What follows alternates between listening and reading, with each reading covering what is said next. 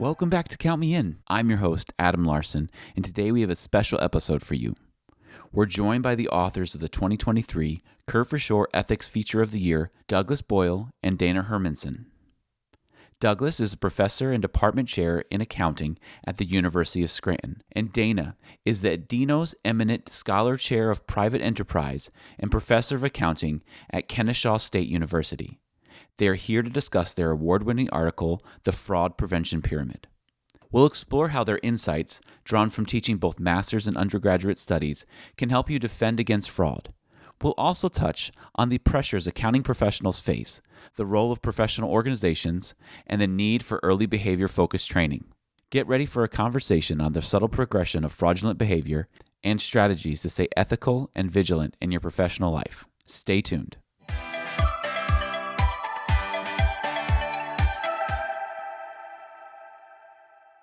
Dana and Doug, I'm so excited to have you guys on the podcast today as we're going to be talking about everything surrounding your award-winning article. And I figured to start off, maybe we could talk a little bit about the fraud pyramid, the fraud prevention pyramid. It's gaining more popularity as people are digging into fraud with all the different things that are happening. And maybe we could talk a little bit about the 5 stages of the pyramid and why you believe the stages are really essential for financial professionals. Sure. Really what this was an effort to try to pull together a lot of work that Doug and I have done and many others have done. And I think there's this notion that as accountants we'll be subjected to pressure at some point in our careers. And what a lot of people worry about is, what do I do to prepare myself for that?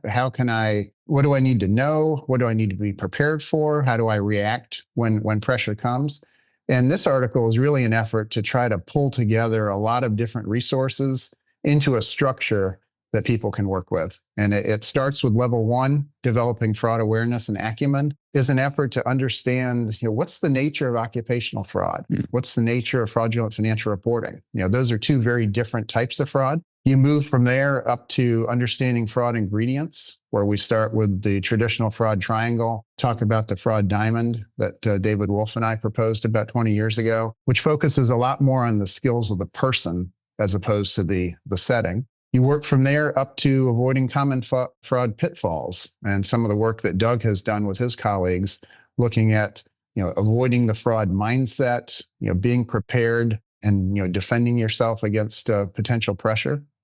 Then you move to mitigating dark triad traits and pressure. So there are certain personality types that we know are associated with a greater risk of fraud. So you got to recognize those. You got to defend yourself, and you're in the presence of those. And then finally, the top level is mastering emotional intelligence. Again, leveraging on Doug's work with his colleagues in this area. And really this notion that if you have well-developed emotional intelligence, you're much less susceptible to the kinds of pressures that may be thrown your way. I don't know, Doug, if you had other thoughts on kind of the overall model. No, I think that's about right. And a lot of this came from our teaching in the classroom for master's students and also undergraduate students, because it is complicated and there's a lot of components to fraud. It's not just simple an internal control topic. So we use this a lot in our teaching as well, and we found it to really be a good way to frame it for students. Yeah. In fact, one of the articles we had in Management Accounting Quarterly in 2022 on how to defend yourself from pressure was really directly motivated by comments from students in class. Mm-hmm. I had a student say one day, you've successfully scared the heck out of me in this fraud course, but my question for you is, what do I do about it? And Doug and I soon talked and said, we got to write a paper on this. We have, at least I had in class, probably focused too much on the fraud cases and what had happened, and not enough on, oh gosh, this is what we need to be telling the students, that pressure is a reality. You talk to anybody in practice and they've been pressured. And what do students need to be thinking about today in order to defend themselves? I mean, that's a huge thing, because you can talk about theories, you can talk about what people done in the past, but until you're faced with that actual situation, it's a whole different ballgame. And yes, it's really difficult when you get to that point. Yeah. And I think part of what we're trying to do with these efforts is to not have somebody get 4 or 5 years into their career and face a pressure point and be stunned that it's happened.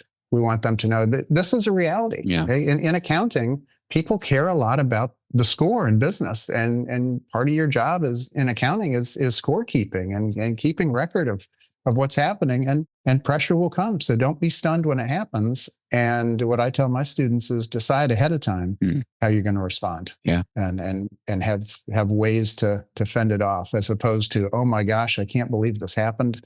I don't know what I'm going to do. So it's interesting, as you guys are talking, you talked a lot about, emotional intelligence and really understanding people. And it's almost like, so do accountants need to get like a minor in psychology so they can understand how the human brain works before they get into the workplace? I think there's definitely a strong human dimension to this. I love the analytics that people are using now. I love the potential of AI, but David Wolf, who's a co-author and forensic accountant, spoke to my graduate class probably 20 years ago. And he asked a question in that session that changed my teaching career and changed my research career. And the question was, what's the number one cause of fraud?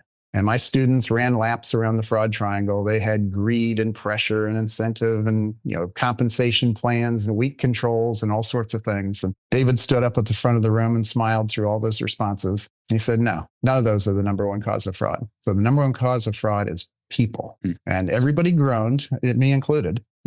But it led to a series of conversations where it really changed my way of thinking that fundamentally fraud is a setting where one person is lying to other people. And you have to appreciate the skill set that goes into that. You have to appreciate who you're dealing with.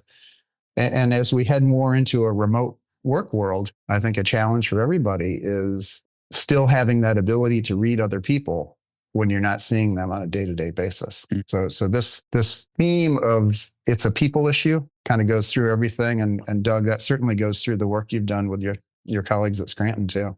Correct. Yep.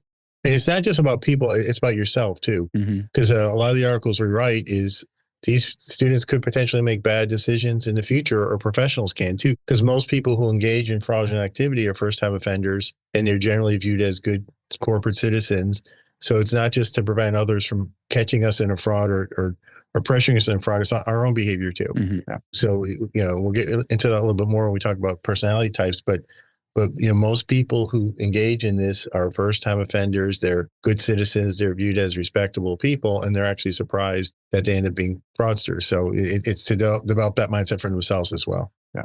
So do you guys think that somebody could potentially be doing something wrong that is fraud that they don't even realize that is wrong? Yeah, I mean, one thing is one big component, if you want to talk about psychology, is rationalization, and rationalization is the ability to soothe your conscience, and everybody rationalizes to some degree, and some degree it's not overly troublesome. But folks with elevated dark triad personality types, like narcissists or somebody who has Machiavellian traits, they tend to rationalize more because they have inflated egos, so they get used to it. So they start rationalizing smaller behaviors, larger behaviors. And a lot of folks ultimately, can convince themselves that what I'm doing is a one-time thing, or I'll fix it later. And so many of them don't say, oh, I'm going to do a major fraud scheme, and here's how I'm going to do it up front. It kind of works into it through a series of rationalization and pressure, and then colluding with others. So that's absolutely correct. There's been a lot of focus on, WorldCom, Enron, other big cases. And what you always see is this notion that we didn't sit down and decide collectively to commit a multi-billion-dollar fraud. Little things happened, and then bigger things happened, and then bigger things happened after that. I use a video in class from one of the WorldCom perpetrators who talks about this notion of being a pleaser, doing stuff that may not have been good accounting at the beginning, but there was no switch that flipped. I'm going to jump into this. It was a gradual process, and people can get sucked in. They really can. So maybe we can take a step back. Are there common pitfalls, things that we can avoid, things that you can look out for to be aware of, like, hey, I might be going down the wrong direction? Yeah, that's a great point. One of our papers we wrote that was in Management Accounting Quarterly focused on this. And what my colleagues and I did is we really looked at a lot of fraud cases, and we used the fraud triangle to look at this, and then later the fraud diamond. And we focused on the human component. So we weren't interested in the opportunity or internal controls. We looked at it and said, what pressures did they face, and what kind of rationalizations did they make? And what we found is that a lot of these fraudsters rationalized a lot, and they started off small and they got bigger and bigger. And a lot of them did have dark triad personality types of, excessive levels of narcissism, Machiavellian traits. So they had inflated egos. So they didn't want to admit they were wrong. So they rationalized even more and more. And if you look at data, executives have higher levels of these traits to begin with, because they're people who want to succeed. They want to put themselves out there. They like leading. So those traits aren't necessarily bad traits. They could be useful sometimes if they're not used to a clinical level. But over time, they overplay those traits, and those traits become clinical and toxic. So number one, just realizing that that's out there, not just for yourself, but for the people around you. So if you do have these traits, mitigate them. Put some people around you who will challenge you and question you, and be okay with that, and thank them for doing that. Get advice from people outside the company who you trust, which ties into one of the pitfalls of non-shareable problems. Non-shareable problems, what a lot of these people did is they didn't talk to many people about this, because a non-shareable problem is a problem that might be embarrassing or something you try to resolve privately. If these folks were more open to people around them and shared the situations they were in with people who cared about them, those people probably would have advised them to maybe take a different path. And that information would have been helpful. Research shows that when people resolve non-shareable problems, among just with themselves, they tend to make mistakes. So sharing problems with people you care about, watching your ability to rationalize. The other thing that came up that was pretty big was how we portray fraudsters in the media. The media portrays fraudsters as these evil villains, black cloak villains walking around the earth, and they were kind of born evil, and they're not part of society. And this enables people not to affiliate with those people. So they think, like, I'm doing this little thing, but I'm not Richard Scrushy, or I'm not, Bernie Madoff. But you could, if you're in a position of power, right, and you make a couple missteps, you could be the next one. So most of these folks, like I said before, before the frauds occurred, they were viewed as respectable, first-time offenders. So just that realization, if you're in a position of power and you make a series of bad decisions based off of pressure, you could end up in a real bad spot. Well, another one I would share, I won't go through all 8 of them, but just being able to get out of a situation like that. Because a lot of times, if somebody's putting pressure on you, they're trying to control you. So they'll try to control you through compensation, or control you through lifestyle, or control you through marketability. So 2 of the pitfalls are around kind of an exit strategy. So if you're an executive and you live within your means, and you have a year's savings in the bank, and you've been networking a lot, and you could find another job if you need to in a relatively short period of time, the pressure to succumb to asks that aren't appropriate is much easier. You could say, hey, look, thank you. This is my role. I'm going to fulfill my role. I hope you would support that. But if you don't, I'm fine. I could go somewhere else. So those are like 4 of the 8, but they're really practical ways to manage your own behavior plus those around you. And we found that when we talked about students, and even when we did the research and we sent it out to academics and practitioners, their response was, these are really great things to consider. And we don't see a lot of this being discussed in our professional development and our CPE. So it's really, really helpful, and they enjoy it. People enjoy discussions on human behavior. The other thing I would add in terms of, Doug talked about the fraud triangle and the fraud diamond. What the fraud diamond adds is this capability element, which was David Wolf's notion that there's a certain skill set and a certain set of personality types that to some extent overlap with the dark triad, that you really have to be alert for. And it's important to appreciate that capability is not a bad thing. We want very capable executives. We want very capable employees. But it's a double-edged sword, and that if you have people with tremendous capability, they're smart, they've got formal authority, they can, they're very confident, they can rally others. The lying, it's kind of hard to put a happy face on that, but can deal with stress well. That's a very positive set of characteristics overall that can add tremendous value to an organization. But what you have to also ask yourself is, what are the additional risks created when you have somebody who's that good? Are the controls that we have set up for normal people that this person can get around, either through their own ability or through rallying a team to get around? So it's a lot of the monitoring the human landscape as well as the pressure landscape in the organization. Being able to predict, is this a period where management is striving for bonus targets? Is this a period where they're past the target and we need to look for things going the other way? Is there a transaction coming up? Are there economic indicators that are creating certain pressures? So it's understanding the setting and the people and preparing for the kinds of things that may be headed your way. Yeah, because I was going to say, as you guys are mentioning some of the traits, some of the good parts of narcissism, Machiavelli, like some of the good parts of those things Yep. are some of the things you just mentioned are some of the top performers. Absolutely. I think what it comes back to is that emotional intelligence, which is why it's probably at the top, the highest stage of your pyramid, because you have to have that good emotional intelligence. So maybe we can talk a little bit more about what it means to have that good emotional intelligence and how you can, see that, because a lot of it takes getting through your own ego to recognize that you have those traits and you need to do something about it. Yeah. So, I mean, it's a great model because going back to Dana's earlier comment as to what you do about it, this is kind of very proactive, and you could use this for yourself, and you could also look at others around you. Are they behaving that way? Mm-hmm. So the four elements of emotional intelligence, the first one is self-awareness. Mm-hmm. So that goes back to inflated egos and rationalization and emotional reactions. Are you self-aware of how you're making decisions? Is it based off of an ego motive or based off of a toxic personality traits, or are you keeping your emotions in check, and are you gathering facts? Yeah. And are you gathering feedback around those facts? Are you getting other opinions? And then are you making decisions based off of that, or are you just kind of reacting of your own ego and emotions? So that's the first pillar of emotional intelligence. And that's very difficult because, people who are in charge and people who are very smart, they tend to want to make quick decisions, and they react and they run and they know they have the right answer. Well, sometimes even if you think you have the right answer, it's helpful to go through a process like that, mm-hmm. which kind of ties in the second pillar, which is self-management. That, not just being self-aware, but how are you managing things? Well, one of the big areas of self-management is trustworthiness, which is another whole construct. But if you really want to build trust with people, you're going to let them know your intentions. You're going to listen to them. You're going to gain feedback. You're going to you're going to do what you say you're going to do. And then you're going to be capable. You're going to be a capable person.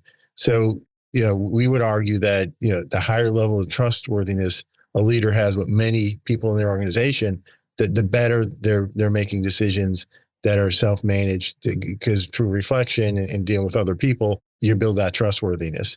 And self-control is a part of the self-management too, is again, are we leveraging our power over people just to get what we want, or are we using our power as a way to make a well-informed decision? So that's the second pillar. The third one is self-awareness, which has empathy. So do I consider others when I make my decisions? So, and empathy sometimes sounds like a word that's, it's kind of a soft word. It's really not a soft word. It's a word that if you're going to make decisions that impact people, you should understand how they feel about those decisions, and you should take those into consideration. So that, again, that would mitigate those dark triad personality types.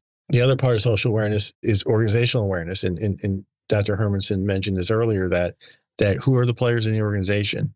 Who are my superstars that maybe have some of these traits that are going to push things too far? We got to pull them back a little bit. And knowing that awareness is really important. And then the last one is relationship management. So it's a longer term view that the people around me, including my employees and my peers, I'm going to have a relationship with these people. That's going to be a long-term relationship. It's not going to be based on just transactional type of things that please me or feed my ego in the short term. So if folks, and there's a lot in this model, but we could all work on pieces of this and do better, and nobody's ever perfect, but it just slows you down. It makes you consider more things that are outside of you and your universe and your ego.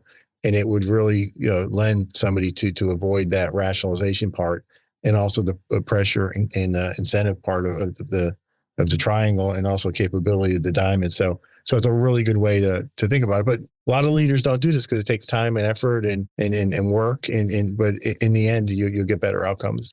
And I think I kind of put all this in the broader context that I always emphasize to my students, that you think about the big issues we face in accounting. One of the, if not the biggest issue, is that management develops the financials, and the financials are also used to evaluate management. And it's the self-graded exam problem. And it takes emotional intelligence to appreciate from management's perspective, okay, I have an incentive to make the information more positive. And other people know I have that incentive. We need to recognize that. We need to have controls in place. We need, that's why we have external auditors and internal auditors and regulators, et cetera. But so much of the issue with potential fraud in accounting is this information asymmetry. We have management tell us how well the company's doing because management knows more than anybody else. But the problem we have to mitigate is the incentive to lie. And not everybody's going to do it, but we got to put controls in place to address that. And I think the emotional intelligence notion really kind of drives home from a management perspective too, that, okay, I understand the landscape here. I understand the power I have, and we need to have some self-control. And a lot of that seems to come from the top. You have to set the tone at the top, because you can't help thinking about fraud without thinking about like things like the movie Wolf of Wall Street. Yeah. And you see the atmosphere there. Yeah. I'm sure it was difficult to be emotionally intelligent in that room. Yes. I'm sure it was difficult to do all the things that Doug just described, the different elements to make yourself more emotionally intelligent, because the pressure and obviously that's a movie version of something that probably was similar to what actually happened. Mm-hmm. But I can imagine if you're in a high stakes environment, what's the difference for you in a high stakes environment to try to apply these things? Because when the pressure's higher, it's harder to, let me take a moment and think about this. When I need that report 5 minutes ago, and I needed to say this. Yes. I don't care what the numbers are. I needed to say this. Like, how do you respond to that? I think it's important to appreciate probably two things. One is the kind of rationalizations that will be thrown at you. Yeah. Help the company, save the company, protect the workers, help us get through this difficult period, work with us, be a team member. There's a lot of nice language that can be thrown out, as opposed to, we're going to manipulate or do something like that. It can be very, very nice language. I think it's also important for people to have the courage to say, you know what? I need a minute. I'm not going to give you an answer right now. I need a minute. This is a big deal. And I think decisions that get made under pressure and that get made quickly can lead to a lot of regret. And I think that's where one thing we tell our students is beware of the little asks. Yeah. The little stupid thing that you go along with early on could lead to 5 steps down the line, somebody saying, I'm sorry, you're in this.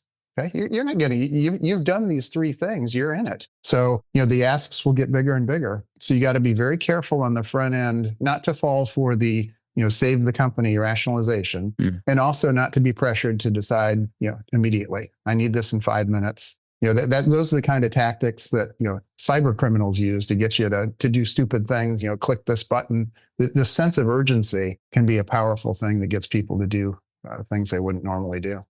And I'd add to that too, like another article we published together was the ways to defend yourself from pressure and management kind of quarterly. And half of the elements are before you're asked. Because you're right, Adam, like if you wait until you're asked, it might be too late. Yeah. So if you're in a position of power, you probably should plan ahead and say, what would I do if I'm asked to do something that's unethical? Yeah. And think through that. How would you respond? And practicing financial responsibility, sometimes you have to walk away. Yeah. So if you're living beyond your means, you're not marketable, you kind of stuck yourself. Yeah. Understanding the people in the landscape, getting people in the organization as your allies, that, hey, look, we're going to be ethical as a group and we're going to do the right thing. That'll help a lot too, getting advice from others. So there's a whole series of things you do in preparation for that. So when it happens, you're like, okay, unfortunately I'm here now, but I've been through this a few times in my head. So I have a plan that I could exit. And then all the techniques after you're asked, there's a whole series there, but I see a lot of young executives getting stock options, cashing them in, spending all the money and living the life and stuff. And that's putting pressure on them. We should be ready for those asks and be able to walk away from situations. Yeah. And I think reminding people of your role is important. You hired me to, if you're in a financial reporting role, you hired me to help us create reliable financial reports. We're not in trouble with our auditor. We're not in trouble with the SEC. We're not in trouble with other regulators. And I assume you want me to stick to that role that you hired me to do. Or if it's a project, analysis, you hired me to develop good analyses for projects. So let's make it clear that that's still the role you want me to fulfill. The other thing we talk about in that article is restating what the ask is, which can be uncomfortable. But so what you're really telling me you want me to do is to change this estimate or this assumption because you didn't like the final answer. Oh no, that's not what I'm saying. So I think there are times when you just have to be blunt about what the ask is. And I had a professor years ago who said, anytime you start revisiting things because you didn't like the final number, you have gone past the line. And that's something that has stuck with me over the years. And that's something that I think people can be reminded of. If there are assumptions that don't make sense, given, say interest rates have gone up this year, great, we can address that. But if the motivation is we need to revisit assumptions because we don't like the final answer, that's a whole different ballgame. And you got to call that out. Yeah. a lot of times when you reframe the question, I've done that where I've reframed somebody's question. They're like, that's not what I said. I'm like, well, that's what it came across as. So maybe we should discuss this a little bit more. Yes. Maybe the person didn't realize that. Maybe they did and they were trying to hide it. Because a lot of times people try to hide things in flowery language. Like you said, a lot of the cyber criminals are doing that. Yeah. And it's a tactic that has been done for, it's a well-studied tactic is you hide it in other language. You change the wording around. Yeah. You make yourself not necessarily liable by how you asked it. Yes. And you go down a deep rabbit hole if you don't recognize it, because maybe you don't recognize the first ask. Yeah. Maybe you don't only see it at the third ask, right. And then you're like, oh no, am I in trouble because I did ask 1 and 2? Yeah. So it's trying to get yourself out of that situation. I think is the exit strategy is very important, as I can hear you guys saying. Yeah. So what roles do you guys see organizations like professional organizations for you as professors and accountants? What role do you see professional organizations, like IMA and helping promoting fraud prevention? How important is this for accountants to be connected to those organizations? Yeah, I think it's critically important. We're very involved with the IMA here on our campus and then also with our alums. But as you know, your conceptual your competency framework has professional ethics and values at the center. Yeah. So that's really important. One thing I think I would encourage is that for like CPE training around ethics and values, I think in the profession, it tends to be very focused on like rules and what you can do and what you can't do. You can't have, a client buy you lunch. And those are all really important things. But I think more training as to the topics we talked about, because number one, that's going to be more sustainable approach. And number two, I think people find it more enjoyable. Yeah. Because when we do present these things to people, they think and they really work. So I think through the places like the IMA and their CPE training courses that are more behavioral focused, the IMA has been great with publishing our articles, which is fantastic because the behavioral side is getting out there. Conferences, we could have discussions at conferences, right? Get a whole bunch of professionals together and have a session on behavioral aspects of fraud. And then also the student chapters, because I know the IMA does a really good job with student chapters, but I think a lot of these techniques got to be developed over the course of years. So it's not one 4-hour session. So as much as we can get in front of younger professionals, either still in college or as they get out, and let them know that, don't step into these areas, live within your means, understand to not fall for small asks, don't hide problems, share problems with people you trust. Those things I think early on are very important. I think the profession is critical in having that happen. And I think there's kind of almost a 2-track educational development that takes place in accounting. One is the technical side. You need to know how to calculate depreciation. You need to know how to account for investments. And there's a lot of technical material that needs to be captured very, very well. There's also the piece that you have a number of parties who are intensely interested in the outcome of those calculations and those determinations. And those parties put pressure. And that's really what I do in my senior level fraud and forensic class. Say, we're really here transitioning from, you've learned a lot of technical material. In this course, what we're going to talk about is the pressures that you're going to face potentially to tweak, alter, manipulate, whatever word you want to use, the analyses that you're doing. And just to make you aware of that. And I tell them, when I have presented to professional groups in the past and I ask a question, how many of you have been pressured to do something inappropriate in your career? Virtually every hand in the room goes up. It's just a reality. And it's getting them to appreciate that there's the technical competence side, but there's also the shield that you need to build as you get into your career, that this stuff is coming. Okay. Somebody's going to be interested in the numbers. Somebody's going to put pressure on you. And as Doug said before, appreciate that that's going to be coming so that you're not stunned when it happens. Engage in build your personal board of directors, your personal group you can talk to, so that when it happens, you've got things you can do quickly to address it. So it's not just technical, it's technical plus potential pressure that you're going to face.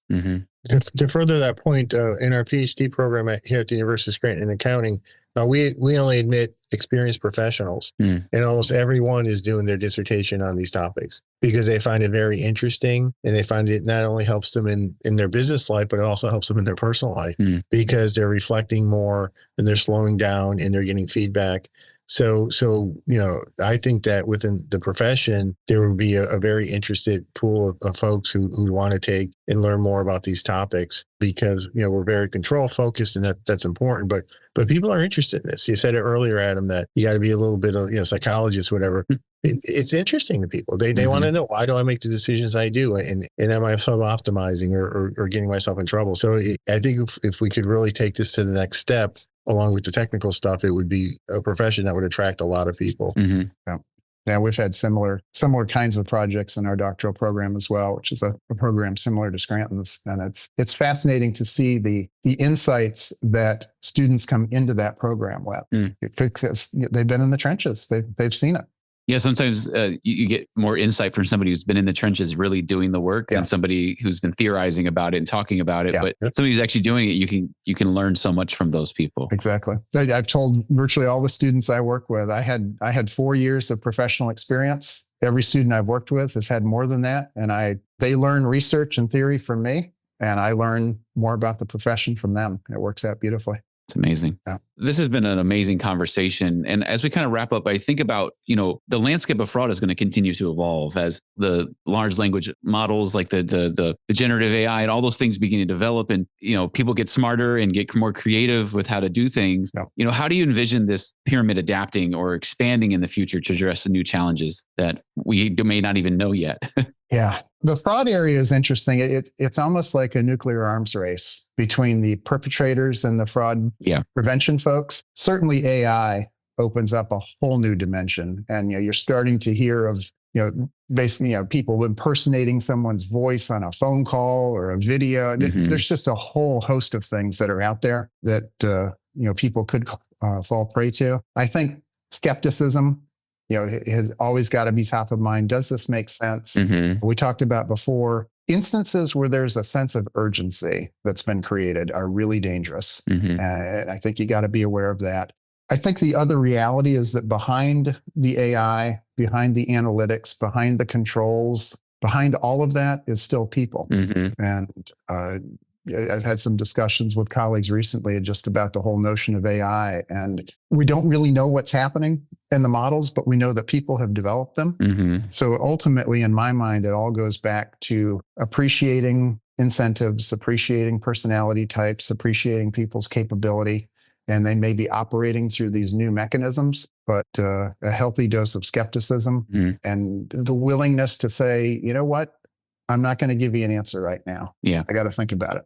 I got to step back and potentially talk to some other people, I think is a healthy way to approach some of this. So people should not allow themselves to get bullied into instant decisions on big issues or even small issues that may become big issues. Yeah, I think that ties into with the changing environment and the first level of the pyramid, developing fraud awareness and acumen, because there's new fraud techniques all the time. So having people, so you might have to go outside the profession and involve more tech people or folks from different areas to understand this, because that's another thing the accounting profession is going through, is we're trying to figure out, how do we get up to speed with all of our rules and what we're doing, plus the technology so pervasive. So that's all part of that baseline pyramid. So being an accountant is going to get, while there's more opportunity, there's going to be more challenge because the tools are changing and the way we do things are changing, but it all falls in that bottom level of the pyramid. Yeah. And I think if you have this notion that the number one cause of fraud is people, any system where you have people is going to have issues. We've seen, recently articles on ESG fraud and articles on AI washing and what may be the biggest, U.S. fraud ever in COVID relief. New settings, but they all had people in them. And one of the things I talk about in my class is, I ask the students, tell me the kinds of organizations that have fraud. Every organization, religious, educational, private, public, governmental, it's everywhere because people are the driver. And if you got a group of people, somebody's going to try to do something crazy. Well, I think that's a great way to end it. Dana, Doug, thank you so much for being on the podcast. It was really great chatting with you today. Yeah, likewise. Enjoyed it. Thank you, Adam. Thank you. This has been Count Me In, IMA's podcast, providing you with the latest perspectives of thought leaders from the accounting and finance profession. If you like what you heard and you'd like to be counted in for more relevant accounting and finance education, visit IMA's website at www.imanet.org.